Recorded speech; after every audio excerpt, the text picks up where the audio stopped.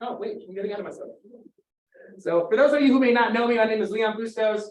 I am the Director of Health Education and Wellness. I'm going on 2 years in January. I have really enjoyed my experience as the director. I used to work for HU Cares when I was an undergrad transitioning into a graduate student. I am an alum of New Mexico Highlands. I was raised here in Las Vegas, New Mexico. I'm an expert jump roper. We're going to talk a little bit more about that later on. My student-centered leadership is at the forefront of what I do and why I do it. And if you all are ever wanting a really delicious cocktail, I moonlight on Fridays at this pub and restaurant. When I was in grad school, that's what helped me kind of get through it. So I've really taken that, and it's a part of my identity. I really enjoy it. Some accolades that I've been able to accomplish here at Highlands. I was the first forever cowboy in 2016. Obviously, I haven't gone away, so forever cowboy. I was also nominated as the Distinguished Young Alumnus of 2021. And unfortunately, I was the alumni prom king of 2023. There's a really good story there. I'm not going to talk about it, but I'll tell you what, someone ended up on the floor and someone ended up in handcuffs. I'm not going to tell you which one I was. Okay. So before we get started, when you all have your own stories to tell. You all have your own stories to tell. And as I'm going through this, I want you to really think about your own personal self-narratives and how you construct that. I know that Brandon, you do a fantastic job of this, right? But the most important thing is knowing who your audience is. So if you don't know who you're talking to, if you have no idea what you're going to be talking about, it's going to be difficult to create that rapport, right? So at any given point, if you're going in for a job interview, for example, you need to know exactly what the mission of that organization and institution is going to be. You get a chance to look at who's on the hiring committee. It's really important. If you are trying to make and collaborate across campus, you need to know what that program looks like.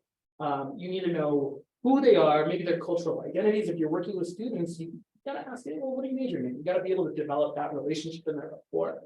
Also ask personal questions. We all love talking about ourselves. So ask students, what do you do for fun? Ask your friends, your colleagues, what do you do for fun?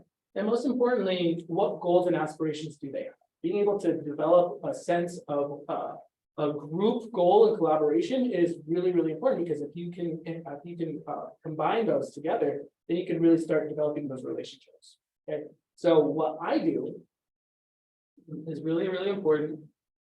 I listen in silence. Anytime I ask specific questions, I allow the person that I'm working with and communicating to tell me their story, because I can only help them, can only get to know them if I hear their perspective. And that's a part of getting to know our audience. So anytime you all are creating a self-narrative, be able to read a room, know the audience, do your homework, right? Also, I think this is really important. I also recognized last night how much, or 2 nights ago, I was putting this together, how much I've changed, because give a good representation of yourself was the first thing I really thought of. And then I said, and your company, right? So I also recognize that as a representative of HU Cares, as a representative of New Mexico Highlands University, I identify strongly with those specific spaces. And anytime I'm working at Highlands, anytime I'm a representative at Highlands at a different location, or even if I'm working and engaging with the community, even if I'm off the clock, I am still a representation of the institution in of itself. So it's also really important to setting yourself up for success by looking and acting the way you wish to be perceived. And I'll tell you, the #1 person in this room who does that is not me. It's actually Mr. Joe Dominguez. And what I love most about Joe is the fact that he is able to go out and be his true authentic self in different spaces. So I think that you've been able to really master that. Yeah. Thank you. And like I mentioned, have you done your homework on the person that you're looking to work with? Again, that's really important. Emotion and logic.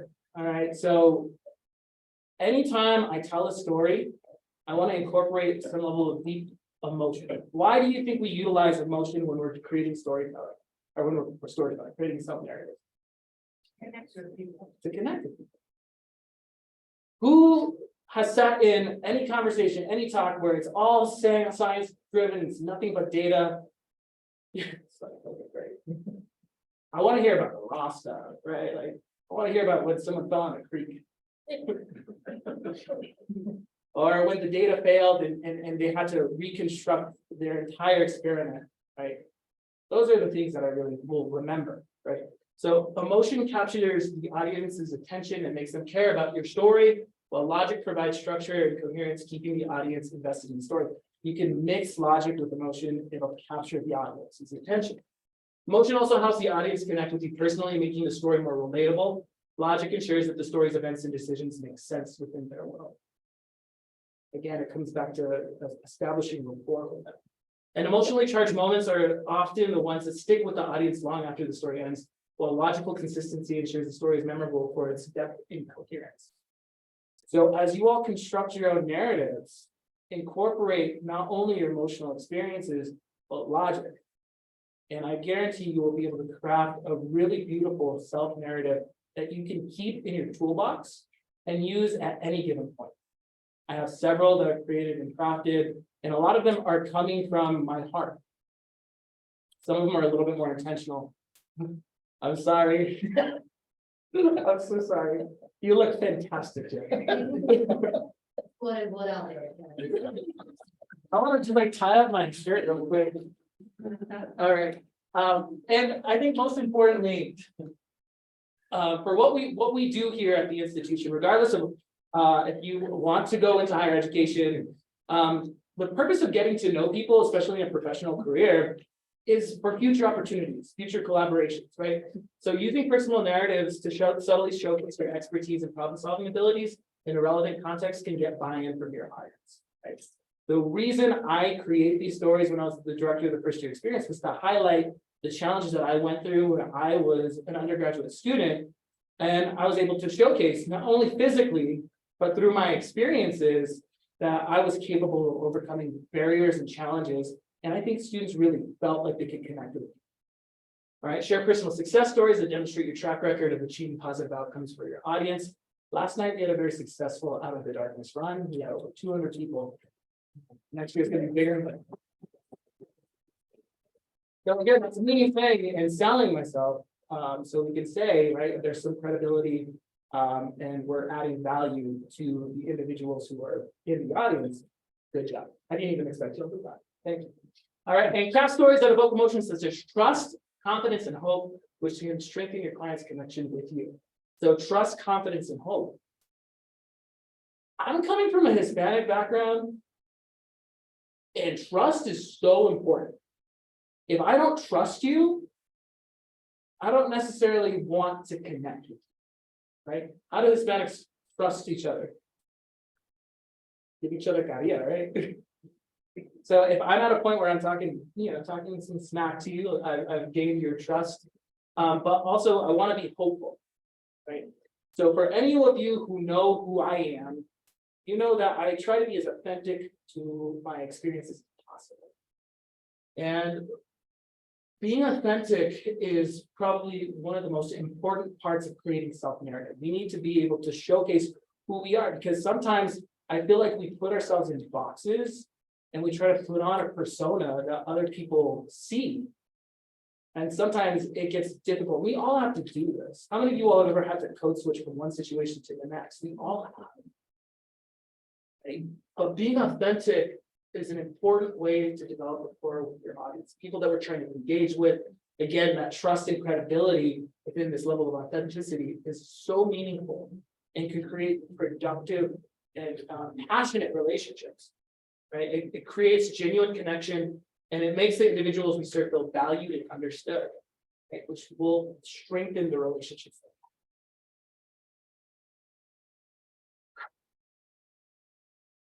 This one's a little bit harder to achieve because it takes time and practice and willingness to be vulnerable to develop rapport with the audience. People want to be able to see that you have also gone through challenges in life. And when you're able to say, I've been able to overcome these challenges, move past them and become bigger and stronger, it stays. Okay. So share our challenges, share our mistakes. People empathize with that, and you'll get more buy-in from the people you serve. Now, this is the part where I start my storytelling. And we'll combine that. Oh, man. Thank you. I'm gonna go for like the mid-range one. I'm not gonna go for the full story. So I grew up here in Las Vegas. I was born and raised in Albuquerque for the first 7 years of my life. My parents were having difficulty in their marriage, and they were separated for a few years. And my dad moved back in with his mother here. And during that time, I had no idea what was going on. But those are really, really important years of our lives. I didn't have my dad for a while, and when we finally moved back here to Las Vegas, I really didn't have like a father who was present. And a lot of therapy is helping me realize this. But growing up, I always wanted validation from my parents. They never went to college. They didn't get a college education, but they worked really, really hard. They worked hard to put money. They worked hard for the money to put food on the table for me and my sisters, pay the bills, but they were absent parents. They loved me. They still do. If you guys are on Zoom, I'm sorry, but I have to be vulnerable. I love you. And I appreciated that. Right? It really showed me how important it was to have a loving and caring family who could do what they could to care for the kids. They worked hard. As I got older, I'm not sure if you all are familiar with the Bustos last name, but I don't look like your typical Bustos here in Las Vegas. You're athletes. Do I look like an athlete? I know. Kind of. Oh, thanks. But I took a different avenue, right? And I picked up a skateboard, and it changed my life completely. I was a big baseball player. My dad was very disappointed that I stopped playing. But the reason that I chose to no longer play was because there's a lot of nepotism in politics in junior high sports. And I dealt with that at such a young age. And just because I didn't look like the people that share my last name, I wasn't given a spot on the team, and I gave up. And I'm so grateful for that.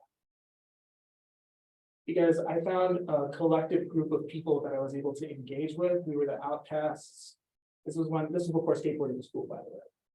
I was wearing tight pants then too. My hair was long, and I actually got arrested on campus on multiple occasions. Right over here at Laura Shields, where I would eventually have an office. There was this security guard named Michael Baca who absolutely hated me for some weird reason. But I had a lot of really good times on campus before I even started as a student. Now, with that comes specific stereotypes about how people act and behave. When you all think of little skateboarders, what do you think of? Like, what? What's up? Yeah, so we, kind of slimy, right? Little skate rats. I was actually the one that would stop and be like, "Hey, look, I'm sorry. We'll get off campus." And I was obviously the one that got caught. So, but my high school teachers, they had specific stereotypes about who I was as a person, just because I didn't participate in the ball and grass sports, because I chose to, instead of pay attention in class, just think about what it was like to land a kickflip or learn a new trick, right? So every day after school until close to 2 o'clock in the morning, me and my friends would get together, and that's what we would do. We would spend our time together. But I kind of lived a little secret life outside of that group of friends. I was terrified of authority. I still am. And the same people who used to tell me I was never going to amount to anything, I was going to sell drugs the rest of my life. I didn't even sell drugs. That was the problem. I wasn't even that cool. Don't sell drugs. Not cool. I was told that I was going to be flipping burgers for the rest of my life, only because I looked a certain way, and I believed it. I would do all of my work Did any of you used to do this? I would do all of my work, but I would never actually turn it in. At the end of the semester, I would just like dump out my bag and there was just a bunch of folded papers that just got ungraded. And the reason why I didn't do that, why I didn't turn it in, was because I was afraid that I was going to be judged. And it was a lot easier for me to avoid failure by not getting feedback. And that's still a deep-rooted trauma that I have, even now today as an adult. Biggest fear in life is failure. And I think it kind of was brought on by my early childhood experiences with authority figures, primarily through teachers, educators. It's ironic that I actually went into education. But I would always do my work. And I would hide that I like to read books from my friends. How many of you all grew up in the 90s, early 2000s? All right, so I grew up with Harry Potter. When I remember, I think it was like 10 years old, my auntie bought me the first Harry Potter book, Philosopher's Stone. And the cool thing was, by the time I graduated high school, Harry and Ron and Hermione were fighting Lord Voldemort, right? So I would hide out from my friends. And I remember they used to have over here at Paper Trail, or Paper Trail is now, they would do book releases, right? And everyone would go and they would dress up.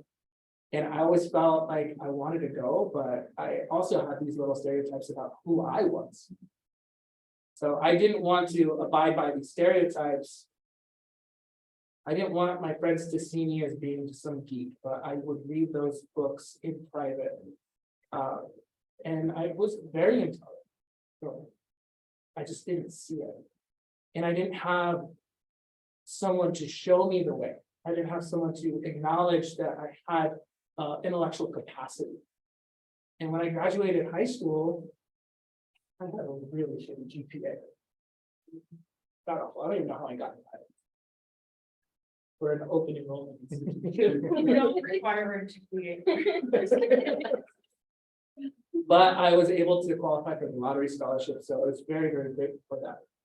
So coming into Highlands, this is literally when my life changed. And I love Highlands. This place has got so much fun. And it changed my life the second that I walked on the campus. Do you all know Thomasina Ortiz-Gallegos? Mama T, she is working at Santa Fe Community College. She's incredible. She was working with student success then. She was overseeing that department. And I remember the first time I saw her, she was wearing a beautiful red dress. And she asked me to go get donuts for her at Charles Dickens stand. I'm like, I don't know you, but I got you, bro. So I went and got her donuts. And then when I came back, I asked if she was hiring. And she said, well, what classification are you? I'm like, I'm a freshman. She's like, I only hire juniors and seniors. I'm like, okay, no go. But if any of you all had the opportunity to know David Esquivel, he was our disability coordinator. And he overheard, he's like, I'll take him. I got a chance to work with students who had the odds against them. One of the first students that I ever worked with was blind, and he was able to learn sign language. He had a really good friend who was deaf. He would sign in his hand, and vice versa. He's the party. He's great. But it was moments like that. Actually, do you guys want to hear a really fun story about this? Not stuff. Okay, so a little person was here at one point, and I was giving instruction of what to do in engaging with a little person and what not to do. What do you not do when you meet a little person? Pat them on the head. Guess what the first thing I did was.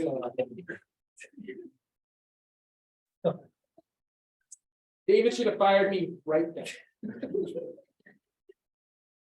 He was okay. He only wanted to fight me for a second. But yeah, you learn, right? You learn. But like I said, I saw that these people, the odds were against them. They were able to overcome significant challenges in their lives. And I remember one of the statistics that Dave shared with me is that the students that he engaged with were far more successful than the general population because they got the assistance that they needed. That's now at the same time, from an academic perspective, I took a speech class. And obviously, I've always been really good at being in front of crowds. When I was getting confirmed, I would always be the person leading in front of the congregation. I felt powerful. I enjoyed it. But the first time I ever got positive feedback from an instructor, it was a speech class, and he told me, "You have a kid." No one had ever told me that. Do you know how psyched I was when I got my first affirmation from a teacher in my entire life? At that point, I was hooked, and I invested a lot of my time and energy in working with the Esquivel and engaging with our students who needed accommodations. I learned more about their backgrounds, and I got more invested in the psych department. Maura Peloti, Dr. Mara Peloti, I would be the one answering the questions, and she invited me to try to stick and stand on a Sunday. My family didn't have a lot of money growing up, so we never really would go out and eat. I remember it was one of the first times I ever actually went to Charlie's Stick and Stand.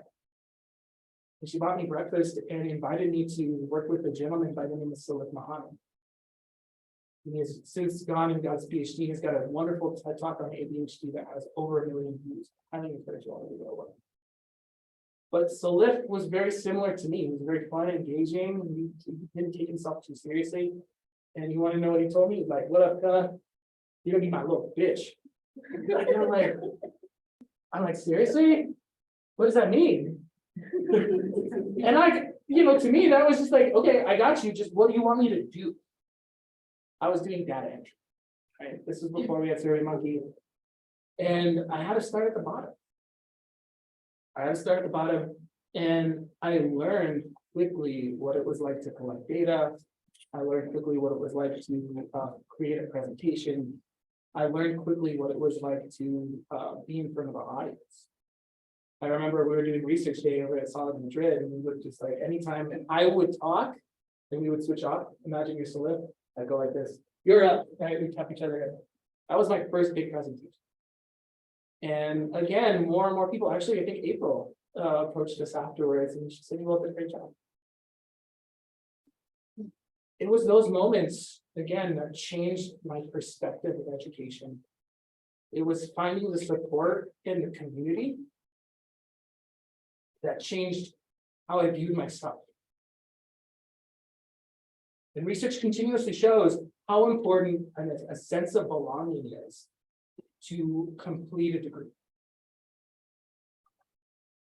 I lived that firsthand. And I have experience to share that with my students. Let them know how important it is to find community. Eventually, I graduate. Was late on my application to grad school, but thankfully, Dr. Williamson was like, "You're good. We got a GA shift." I started working with HU Cares. We did a substance abuse prevention grant. And grad school is kind of like a blur to me. It came and it went. But my most important moments developing my identity today was in undergrad. I knew I was capable. I was able to get through it. I did a fantastic thesis. I remember it was one of the proudest days of my life. And I wanted to go on for something more. I still haven't been able to do that. But one day. But this is where the real fun begins. I was invited to be a full-time instructor. Dr. Williamson moved from being a full-time professor over to administrator, and they needed someone to cover. And guess who was available? This guy. I say it's kind of like the retail, like the restaurant industry. They'll only hire you if you're desperate. I took it, and I was able to continue on, and I expanded my teaching. I was the instructor on record for several courses for an entire year, and I improved my editing. I knew that I was a good public speaker, but I was able to improve my ability to manage a classroom. And it's still one of my greatest strengths. I'm supposed to do it, but I know that that's where my strengths lie. How many of you all remember Dr. Warren Dale? He was the interim dean of College of Arts and Sciences, and the person in charge of our first year experience program, Casey Applegate. She really set up a really beautiful foundation. She worked really hard for years to get buy-in from the campus community, but she changed and transitioned out. And I remember Warren Dale wrote a letter for me after some of the years that we were together. And he said one of the greatest things that he ever did as the Dean of College of Arts and Sciences was hire me as the director of the first year speakers program. It's beautiful. And I got to work and engage with students in ways that I never thought possible. I've been able to see students finish up from a freshman year all the way to their senior year. I've been able to see them walk the line. And I found so much pride in that. I'm actually planning on going to Athens, Georgia, at the end of the semester to see a student of mine. His name is Oliver Huffman. He was a track runner here. He's finishing up his MS in industrial organizational psychology. I'm so proud of him. What makes me connect with the students at Highlands, I can't do anywhere else. And it's because I've gone through the process and I know the culture here. When COVID hit, it changed everything. Many of you remember those blank screens. Some of you are like, I have flashbacks right now. Don't talk about it. But I noticed that there was a change in the general demeanor of the students. They weren't doing well. I wasn't doing well. I don't think anyone was. The transition was well.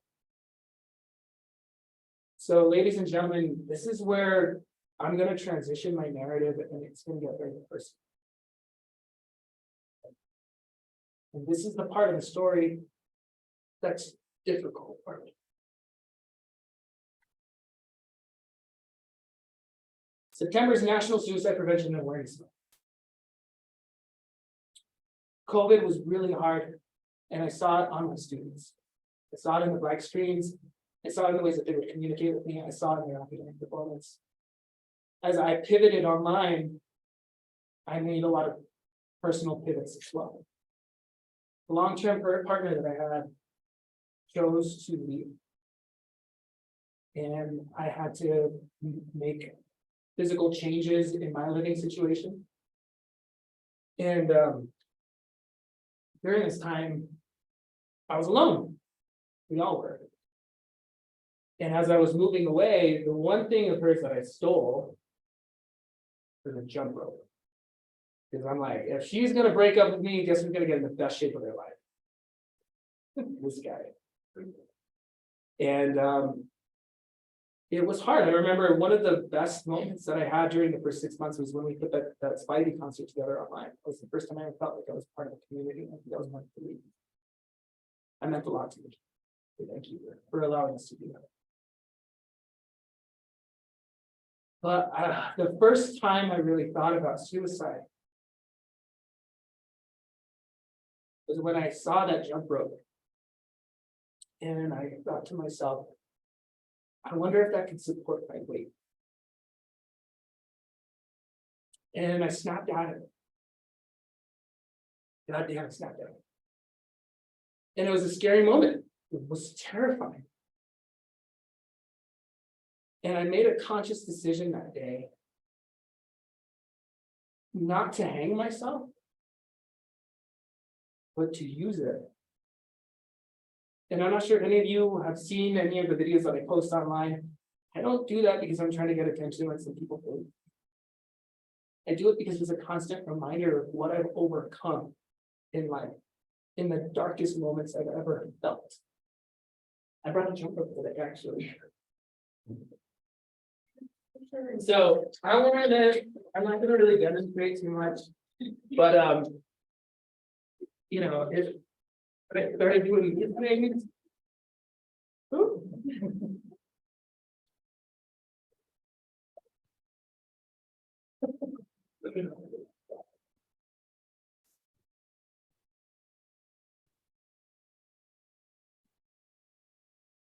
Because it was a way for me to overcome the darkness and sadness of potentially taking my own life.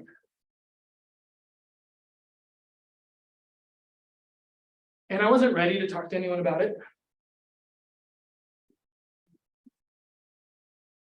And I continued on, because that's what we do.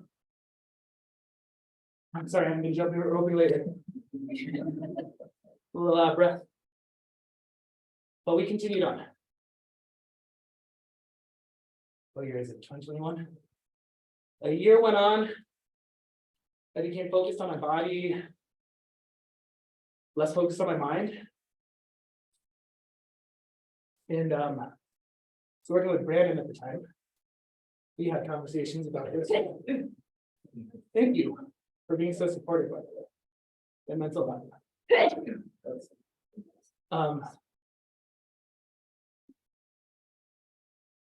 I'm not sure if you all know this, but I was a presidential fellow back in 2021. I was not in a good space. I remember, Brandon, actually, you asked me to apply. I didn't want to, but for some reason you saw something in me, and I remember I applied. My friend, my mother also applied. And I apologize because I didn't want to feel like I was competing with a good friend of mine. And I remember I was outside of the skillet, and I got the phone call from Sam. And I took it and I went to my car. And he said, "Hey, Leon, I've reviewed your application. Would you like to be the presidential fellow this year?" I was in a good spot. What do you think I said? I said yes. As soon as I got off the phone with him, I remember I was yelling at the top of my lungs because I didn't know what I got myself. I remember everything compiled with this fear of failure, this fear of authority. The biggest authority on campus just asked me basically to shadow for a year.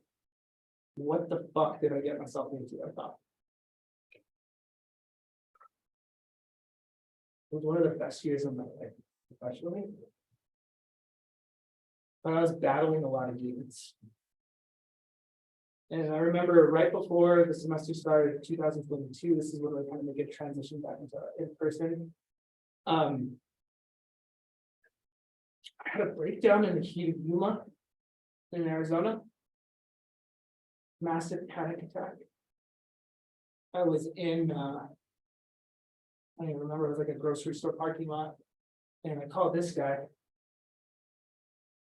the Reynaldo, if you all don't know him. And we were FaceTiming, and he calmed me down.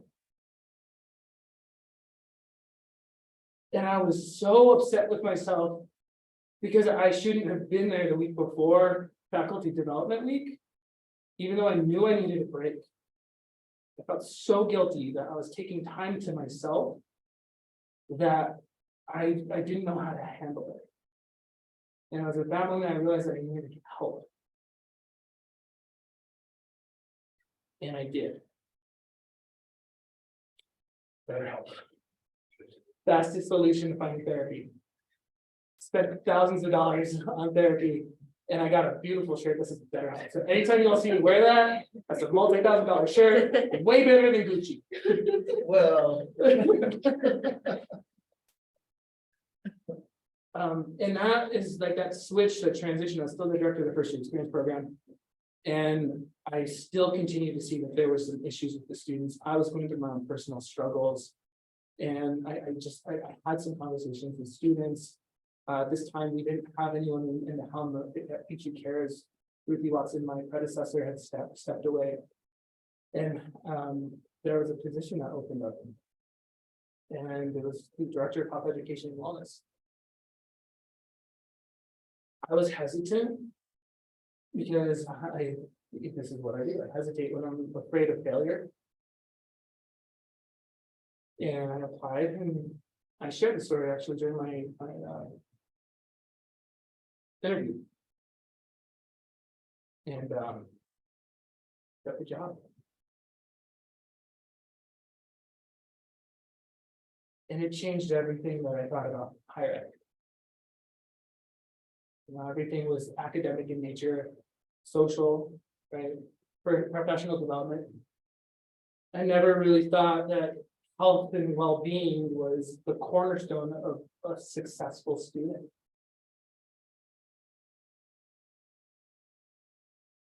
I see it all the time. The students who are able to get through an academic year are the most resilient. They're the ones who don't have as much compounded in their lives. They're able to navigate freely through some of the challenges that they have to endure. This looks like interpersonal conflict with their roommates, missing home, fear of failure, not being able to overcome failing at something. I've seen unusual circumstances over the past year and a half where students are in pain.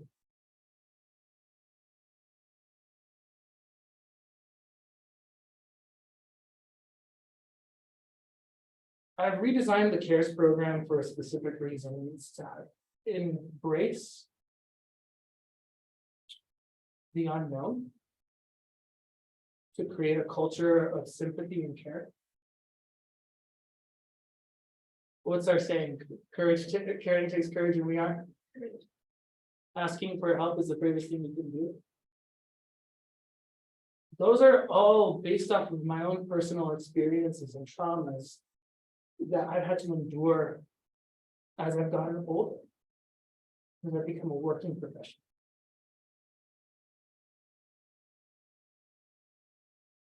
And here I am today, with a room full of people who I care about, people who trust me, and people who acknowledge the work that we do is important. Everything that I've done over the past 14 years has been inspired by this institution. The highs and the lows, and the opportunity to change the lives of those around me. And I'm grateful for each and every one of you for being here and taking time out of your busy schedule to learn about my experience. We all have the power to create self-narratives. We all have the power to be vulnerable and construct relationships that are real and meaningful. I could turn what I talked to right now into a quick 30-second conversation. We go on for hours about my experiences if people really wanted to. It's just knowing when to take them out and use them. It's going to be really important. Because I acknowledge that in this given space, I can share this. Context is going to be extremely important. So as you all develop your own self-narratives, just remember you have to also trust your audience. If you don't, you cannot accurately portray what you're trying to do. Thank you so much for coming. And I will take any questions you all need about on topic.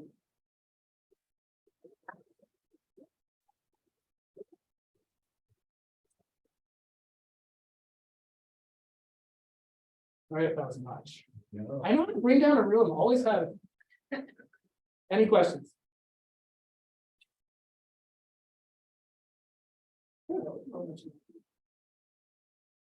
Wow. Comments?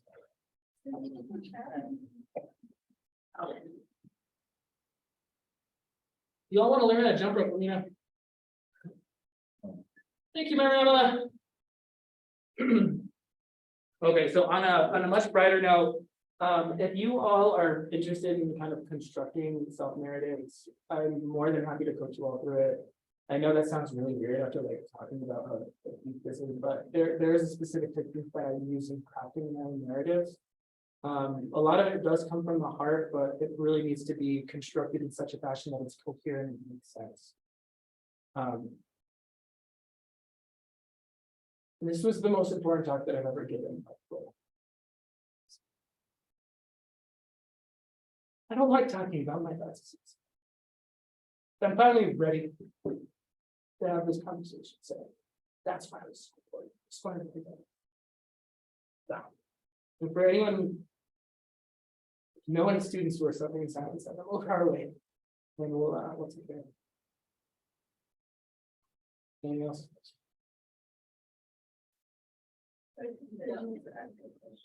Go ahead, Rebecca.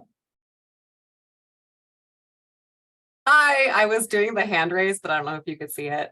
I think that there was so much to think about that it was difficult, at least for me, to come up with a question.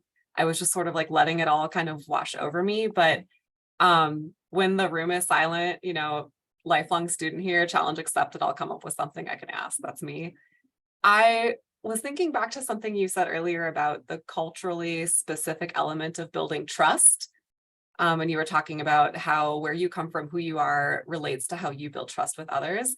And thinking about that, I'm wondering if there's in your experience or in your research or in your awareness of the conversation about vulnerability, do you feel like there's a culturally specific element of how vulnerability takes place, if that question makes sense? Rebecca, I really do appreciate you bringing that up because this is where it's important to know your audience. I can't just drop that on anyone. I need to be able to ask them the questions and understand who they are, because this type of narrative is really powerful, but it could also come off as oversharing, right? And the last thing that I want to do to anyone, especially as I'm developing a relationship with them, is overshare and not make them feel comfortable.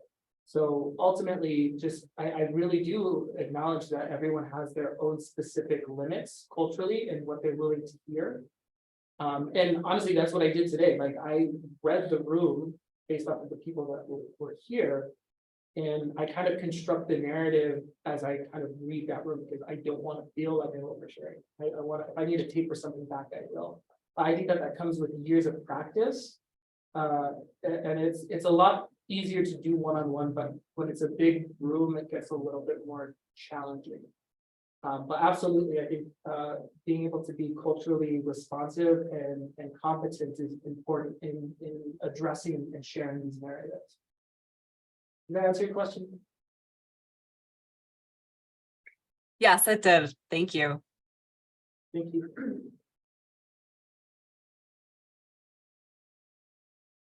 Leon, thanks for sharing. That's a tough narrative to finally share with people, and I appreciate that you trust everyone in this room.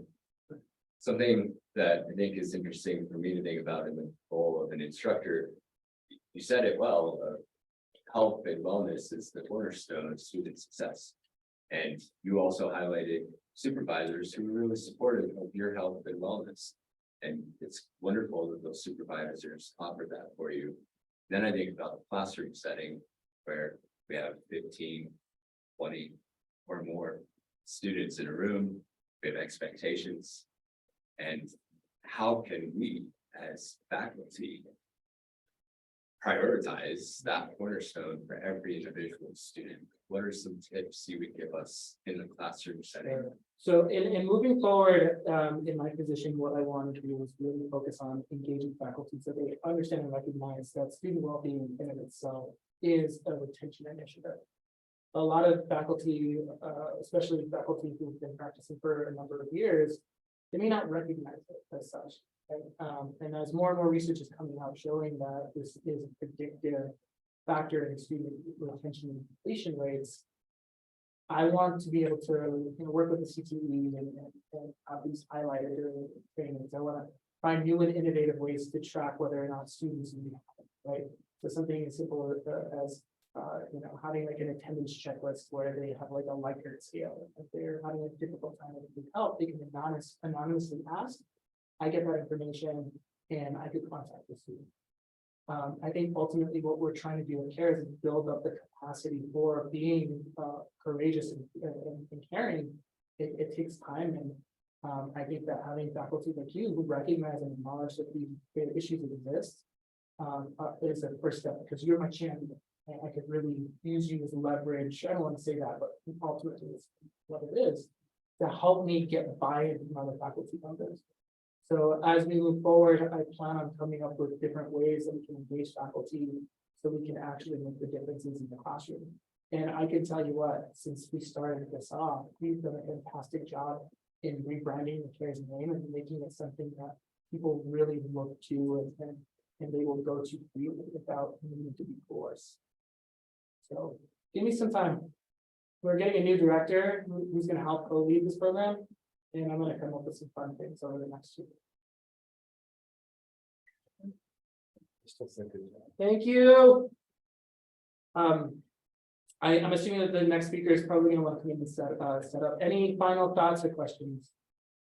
And if any of you want to have a conversation in private, maybe, I'm more than happy to sit around and chat. Yeah, and if I could just add as a follow-up, something that I always tell professors that if something seems off with the student, trust your gut. And you don't have to be the expert in everything mental health and well-being. That's what we're here for, right? So just, make that referral, make that connection, even if you don't know the specifics. Say, hey, something's off with the student, would you feel comfortable reaching out? Or if you yourself, feel comfortable, then we can work with you to identify some strategies and how to approach the subject or the conversation about well-being. I would just add that. Okay, well, I'll end this not being all sad and depressed. This was very, very important to me, and I just want to thank you from the bottom of my heart. This is me, Leon Bustos, being vulnerable with you. I care deeply about each and every one of you, and we couldn't do what we do if it wasn't for you all sitting in this room today, and for the rest of the busy bees around campus. So thank you for giving me the opportunity, not only to be here, but for helping build me up to the point where I'm at today. And Highlands is going to be my future regardless of what happens to me professionally. Thank you.